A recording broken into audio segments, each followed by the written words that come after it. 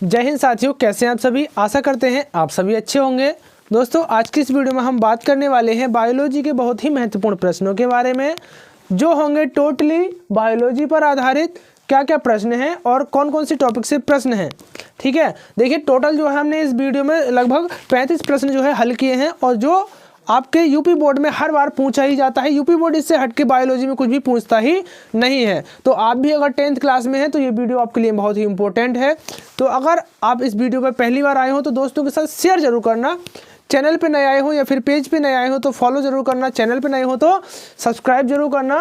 देखिए, बिना time waste करे हम अपनी वीडियो को स्टार्ट करते हैं। मैं इस बात की गारंटी लेता हूँ कि इससे हटके 10th क्लास में बायोलॉजी से कुछ आ नहीं सकता, ठीक है।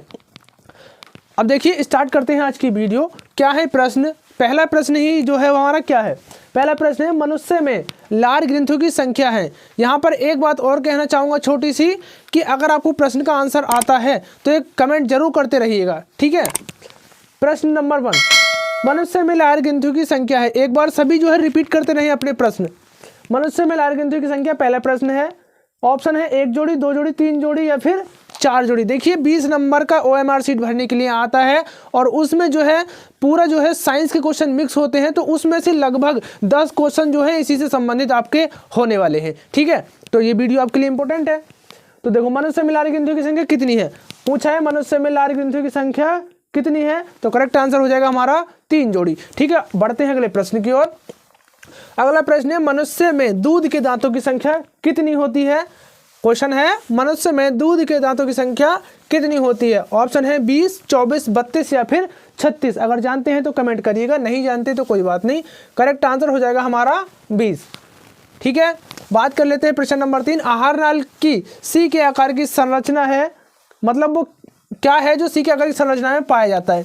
आमाशय, ग्रसनी, ग्रहणी या फिर इनमें से कोई नहीं। तो करेक्ट आंसर हो जाएगा हमारा क्या भैया? ग्रहणी, ठीक है। बढ़ेंगे अगले प्रश्न की ओर। प्रश्न नंबर 4 है, मनुष्य में वृक्क संबंधित है। मनुष्य में जो वृक्क होते हैं वो किससे संबंधित होते हैं? देखिए, ऑप्शन है पोषण से, उत्सर्जन से, श्वसन से या फिर परिवहन से। बात हुई है वृक्क यानी कि किडनी की, तो भैया किडनी किससे संबंधित होती है? किडनी होती है किससे? उत्सर्जन से संबंधित। अब उत्सर्जन क्या है? तो मनुष्य के अंदर से यानी कि मनुष्य के शरीर से अपशिष्ट पदार्थों को बाहर निकालने की क्रिया को ही हम क्या बोलते हैं? उत्सर्जन कहते हैं, ठीक है। बढ़ लेते हैं अगले प्रश्न की ओर। प्रश्न नंबर 5, फेफड़ों से शुद्ध रक्त आता है। फेफड़ों से शुद्ध रक्त जो है वो किस में आता है? बाएं अलिंद में, दाएं अलिंद में, बाएं नीले में या फिर दाएं नीले में। 4 ऑप्शन दिए होंगे, और ये प्रश्न ऐसा है जो ज्यादातर पूछा ही जाता है 100%। तो फेफड़ों से शुद्ध रक्त आता है भैया किस में? बाएं अलिंद में, याद रखना, बाएं अलिंद में। बढ़ते हैं अगले प्रश्न की ओर। पादप में जाइलम उत्तरदायी होता है। पादप में जो जाइलम होता है वो किस लिए उत्तरदायी होता है? किससे? जल के वहन में, भोजन के वहन में, CO2 के वहन में या फिर O2 के वहन में। तो बात हुई जाइलम, तो याद रखना जाइलम की अगर बात आए तो जाइलम अर्थात जल, तो जल के वहन में क्या उत्तरदायी है? जाइलम, ठीक है। प्रश्न नंबर 7 की बात करेंगे। पौधों में भोजन का स्थानांतरण किससे होता है? अब 2 ही चीजें होती हैं पौधों में, 2 ही क्रियाओं के द्वारा भोजन इधर से उधर होता है, ठीक है। एक होती है जाइलम और एक होती है फ्लोएम। तो फ्लोएम की बात आएगी तो किसका स्थानांतरण होगा? भोजन का। अगर जाइलम की बात आएगी तो किसका स्थानांतरण होगा? जल का। याद रखना भाई, ठीक है। वीडियो थोड़ी लंबी हो सकती है लेकिन पूरी डिटेल में मिलेगी, ठीक है। बढ़ो, प्रश्न नंबर 7, पौधों में भोजन का स्थानांतरण किससे है भैया? फ्लोएम से, ठीक है। अमोनिया को ऊर्जा में परिवर्तित करता है कौन? अमोनिया को ऊर्जा में कौन परिवर्तित करता है? आग्नाशय, आमाशय, यकृत या फिर वृक्क। तो करेक्ट आंसर हो जाएगा हमारा वृक्क। शुद्ध रुधिर को शरीर के विभिन्न भागों तक ले जाती है कौन? कौन जो है शुद्ध रुधिर को शरीर के विभिन्न भागों तक ले जाती है? दिल के बाद।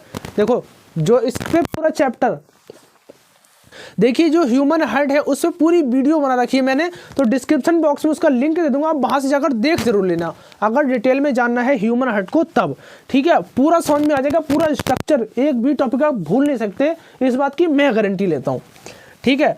शुद्ध रुधिर को शरीर के विभिन्न भागों तक ले जाती है कौन? बोले जाती है भैया महाधमनी, ठीक है। यकृत स्रावित करता है क्या? अब ये क्वेश्चन सबसे ज्यादा पूछा जाता है, या तो पित्तरस करके पूछेगा या फिर यकृत, तो दोनों में कनेक्टिविटी जरूर है। तो भैया बात है यकृत, तो किस यकृत जो है क्या स्रावित करता है? पित्तरस, ठीक है। ये क्वेश्चन घुमा घुमा के पूछेगा, याद रखना लेकिन आप, ठीक है। जठर रस जो है कहाँ से स्रावित होता है? अमाशय से, अग्नाशय से, पित्ताशय से या फिर बड़ी आंत से। तो जठर रस जो है भैया स्रावित होता है कहाँ से? अमाशय से, याद रखना। विटामिन सी का अच्छा स्रोत है। विटामिन सी के बारे में अब जब भी आप सुनेंगे तो कहाँ से प्राप्त होता है? खट्टे पदार्थों से। और संतरा कैसा है? खट्टा फल है, ठीक है। तो संतरे में जो होता है विटामिन सी पाया जाता है। एक स्वस्थ मनुष्य के सामान्य रक्तदाब होता है। ब्लड प्रेशर जो होता है मनुष्य का मिनिमम कितना रहना चाहिए, यही पूछा है। तो कितना हो जाएगा भैया? 120 से 80, ठीक है। ऑप्शन आपके सामने कई सारे दिए होंगे, लेकिन याद रखना आप 120 से 80 रहने चाहिए, ये सामान्य ब्लड प्रेशर है, ठीक है। प्रश्न नंबर 14 की ओर बढ़ते हैं। क्या है? केवल जल में घुलनशील विटामिन जो है वो बताना है हमें। तो क्या हो जाएगा? ए ई सी डी। तो भैया बी और सी जो होते हैं वो जल में घुलते हैं, बाकी सभी ए डी ई के खाए में घुलते हैं, बसा में घुलते हैं, ठीक है। याद रखना, तो सी जो है करेक्ट आंसर हो जाएगा, ठीक है। अगर यहाँ पर बी दे दी जाए तो बी भी करेक्ट आंसर हो जाएगा। प्रश्न नंबर 15 की ओर बढ़ेंगे। पित्रस स्रावित होता है। वही क्वेश्चन अभी पूछा था और वही रिपीट हो गया दोबारा, ठीक है। तो यानी कि ये क्वेश्चन आना जरूर है भाई, ठीक है। पित्रस जो है स्रावित होता है कहाँ से? पित्ताशय से, यकृत से, या फिर वृक्क से, या फिर अग्नाशय से। तो सीधा करेक्ट आंसर अभी हमने बताया क्या हो जाएगा? यकृत। सामान्य मनुष्य के मस्तिष्क का भार कितना होता है? पूछा है जो सामान्य मनुष्य होता है उसके मस्तिष्क का भार कितना होता है? तो याद रखना भाई 1300 से 1400 ग्राम, ठीक है। पूछा है मादा लिंग हार्मोन्स है, एस्ट्रोजन है, एंड्रोजन है, इंसुलिन है, या फिर इनमें से कोई नहीं। सीधी सी बात है, जब भी मादा लिंग हार्मोन्स की बात आएगी तो हो जाएगा एस्ट्रोजन। और यही प्रश्न ज्यादातर पूछा ही जाता है, इसलिए रिपीट कर लेना भाई, ठीक है। 18 प्रश्न है कि मास्टर ग्रंथि है। मास्टर ग्रंथि सभी जानते होंगे, ठीक है। व्यूज ग्रंथि, पिट्यूटरी ग्रंथि, या फिर मास्टर ग्रंथि, एक ही बात होती है। बढ़ो, देखो मास्टर ग्रंथि है, थायराइड है, एड्रिनल है, पीयूष ग्रंथि है, फिर इनमें से कोई नहीं। करेक्ट आंसर कौन सा हो जाएगा भाई? पीयूष ग्रंथि, ठीक है। बात कर लेते हैं मधुमेह रोग किसकी कमी से होता है। तो मधुमेह रोग किसकी कमी से होता है? इंसुलिन की, या फिर गैस्ट्रिन, या एस्ट्रोजन, या फिर रिलैक्सिन। तो करेक्ट आंसर क्या हो जाएगा? इंसुलिन, ठीक है। प्रश्न नंबर 20 है। डीएनए के दोनों तंतुओं को आपस में जोड़ते हैं कौन सा बंध है जो डीएनए के दोनों तंतुओं को आपस में जोड़ता है? डीएनए अर्थात डीऑक्सीराइबोन्यूक्लिक एसिड। याद रखना, ठीक है। डीएनए का पूरा नाम हमने बता दिया। और आरएनए की बात करेंगे तो राइबोसोम न्यूक्लिक एसिड, ठीक है। तो देखो डीएनए के दोनों तंतुओं का आपस में कौन जुड़ता है? आयनिक बंध, हाइड्रोजन बंध, पेप्टाइड बंध, या फिर सहसंयोजी बंध। तो करेक्ट आंसर हो जाएगा भैया क्या? हाइड्रोजन बंध, ठीक है। ये इसका करेक्ट हो जाएगा। पुष्प के नर भाग को क्या कहते हैं? पुमंग, जयांग, बीजांड, या फिर अंडाशय। तो हो जाएगा करेक्ट आंसर पुमंग। और ये कौन सा है? स्त्री जननांग है, ठीक है, पुष्प में। याद रखना, करेक्ट आंसर ये हो जाएगा। मुकुलन पाया जाता है। मुकुलन जो है किस में पाया जाता है? ठीक है, मुकुलन किस में पाया जाता है? प्लेनेरिया में, हाइड्रा में, या फिर लेसमिनिया में, या फिर इनमें से कोई नहीं। तो करेक्ट आंसर कौन सा हो जाएगा भैया? मुकुलन पाया जाता है हाइड्रा में। क्वेश्चन है डीएनए पाया जाता है कोशिका द्रव्य में, केंद्रक में, केंद्रिका में, या फिर केंद्रक में, ठीक है, या फिर केंद्रक द्रव्य में। तो करेक्ट आंसर क्या हो जाएगा? डीएनए जो पाया जाता है वो पाया जाता है हमारा केंद्रक में। प्रश्न नंबर 22 है। निम्नलिखित में मानव जनन तंत्र का भाग नहीं है। निम्नलिखित में से मानव जनन तंत्र का भाग नहीं है? अंडाशय, शुक्रवाहिका, गर्भाशय, या फिर डिंबवाहिनी। तो करेक्ट आंसर क्या हो जाएगा भैया? शुक्रवाहिका जो है मादा जनन का भाग बिल्कुल भी नहीं है। बाकी ये तीनों जो है मादा जनन के भाग है, ठीक है। प्रश्न नंबर है पुष्प के कितने भाग होते हैं? कितने भाग होते हैं पुष्प के? अगर जानते हैं तो जरूर बताइएगा। तो हम बताते हैं, इसका करेक्ट आंसर हो जाएगा 4। पुष्प के जो है 4 भाग होते हैं मुख्य रूप से। प्रश्न नंबर 24 की ओर बढ़ेंगे। मानव में गुणसूत्रों की संख्या कितनी होती है? पूछा है यही, मानव में गुणसूत्रों की संख्या कितनी होती है? सीधी सी बात है, करेक्ट आंसर क्या हो जाएगा? 46 यानी कि 46, ठीक है। यानी कि 23 जोड़े गुणसूत्र जो होते हैं मानव में पाए जाते हैं, ठीक है। पुरुष में लिंग गुणसूत्र होता है। पुरुष में जो है लिंग गुणसूत्र कौन सा होता है? कौन सा हो जाएगा भैया? तो करेक्ट आंसर हो जाएगा XY। अगर XX होता है तो वो है मादा लिंग गुणसूत्र। याद रखना भाई। गुणसूत्र किस पदार्थ के बने होते हैं? ये भी बहुत इंपॉर्टेंट आंसर क्वेश्चन है। तो इसका करेक्ट आंसर हो जाएगा प्रोटीन।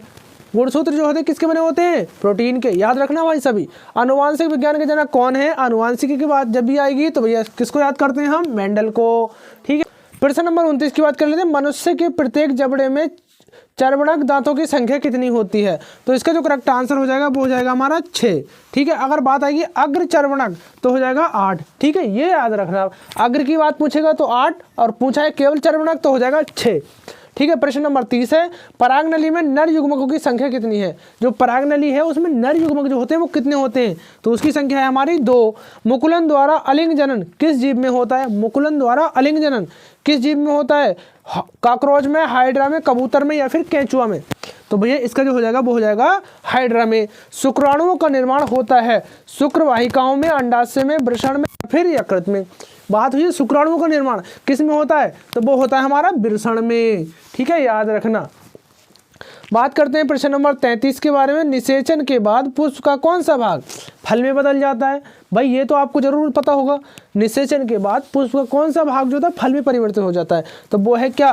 पुंकेसर, वर्तिका, अंडाशय या फिर बीजांड। तो कौन सा है भैया? वो हो जाएगा हमारा अंडाशय।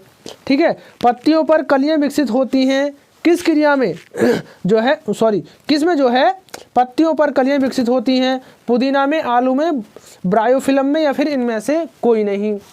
तो जो पत्तियां होती हैं उन पर जो कलियां बन जाती हैं तो उसको बोलते हैं हम ब्रायोफिल्म। याद रखना भाई। ठीक है, और लास्ट प्रश्न है आज का, निम्नलिखित में कौन पादप हार्मोन्स है? कौन सा जो है पादप हार्मोन्स है? कौन सा है? फेरोमोन, जिबरेलिन, हिपेरिन या फिर इंसुलिन। ठीक है, इसका जो करेक्ट आंसर हो जाएगा वो हो जाएगा हमारा जिबरेलिन। तो दोस्तों ये थे 35 प्रश्न जो टोटली बायोलॉजी पर आधारित थे। और मैं इस बात को आपको जो है आश्वासन दिलाता हूँ पूर्ण तरीके से कि बायोलॉजी में जो बायोलॉजी का खंड होगा उसमें इससे अलग हटके एक भी प्रश्न आ नहीं सकता, क्योंकि लौट फेर के घुमा फिरा के जो है आपसे यही प्रश्न पूछेगा। हो सकता है थोड़ी चेंजिंग कर दे, लेकिन प्रश्न सब यही आने वाले। तो जो भी अभी 10th क्लास में है, सबसे एक छोटी सी रिक्वेस्ट है कि दोस्तों के साथ वीडियो शेयर जरूर करना, और दोस्तों चैनल पे नए आए हो तो चैनल को सब्सक्राइब जरूर करना, और छोटा सा लाइक, प्यारा सा कमेंट अपने इस भाई के लिए जरूर करना। मिलेंगे एक और नई वीडियो के साथ, तब तक के लिए जय हिंद।